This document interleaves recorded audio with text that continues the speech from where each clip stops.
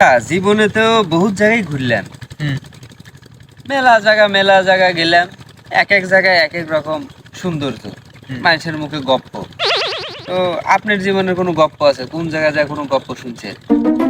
আমার জীবনে আমি একটা জিনিসই দেখছি, মানুষ মানুষ জন্ম দিচ্ছে কিন্তু ভাত কাপড় দিতে পারতেছে না, একজনের পিঠে আর একজনের পালা লাগতেছে।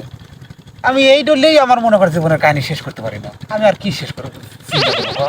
ওরে, আমি এই বাড়ির ভিতকার গল্প কই নেই, আমি এই তামান দুনিয়ার কত সুন্দর সুন্দর জায়গা, সেই সব জায়গা সম্পর্কে জানতে গেছি। আচ্ছা, আমি একটা গল্প করি। একদিন গেলাম গাইবান্ধা।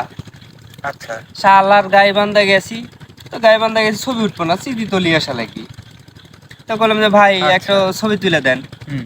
তো এক শালা এসে গরুর যে গাই আছে না, হ্যাঁ। গায়ের লেজের সাথে আমাকে বাইন্দা গেলো, ভাই এখন ছবি ওঠেন, এটাই আমার গাই বান্ধার পূর্ণতা। কয় ছবি তুলে দিল।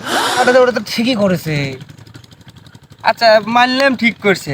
তারপরে আর একটু সামনে গেলাম, হাতে গেল সামনে যা শুনলাম যে এটা পত্নী তোলা।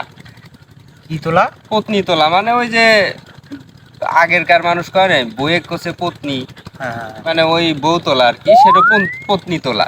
তো ওইখানে গেলাম, ওই সুযোগটা আমি ছেড়ে দেবো না, সেবার আমার গরুর সাথে বাঁধছে। হ্যাঁ। তো বললাম ভাই এখানে একটা ছবি হয়ে যায়। তো বলছে হ্যাঁ ভাই লেন, ছবি হয়ে যায়। তা গেলাম, তো যাওয়ার পরে ছবি তুলে দিল, কিন্তু ওই পত্নী মানে বউ দিল না সাথে। কাক দিল জানেন? হ্যাঁ।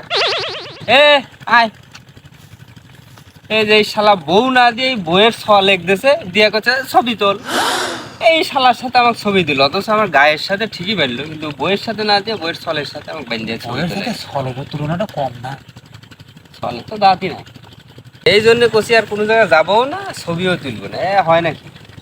তাহলে তুই চিন্তা করে দেখ, আমি তো পয়লা ওই সারা দুনিয়া ঘোরার চাইতে আমি যে মাঝখানে যে তো বাড়ির ভিতরে যে নিয়ে গেলাম, আমার গল্পটা তো ভালো লাগলো।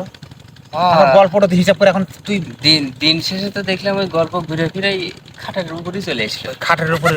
আরে বন্ধু, এটা ওই স্বাভাবিক। সে কোনটি গাইবান্ধা আর কোনটি খাটতলা, ঘুরে ফিরে একই বলা।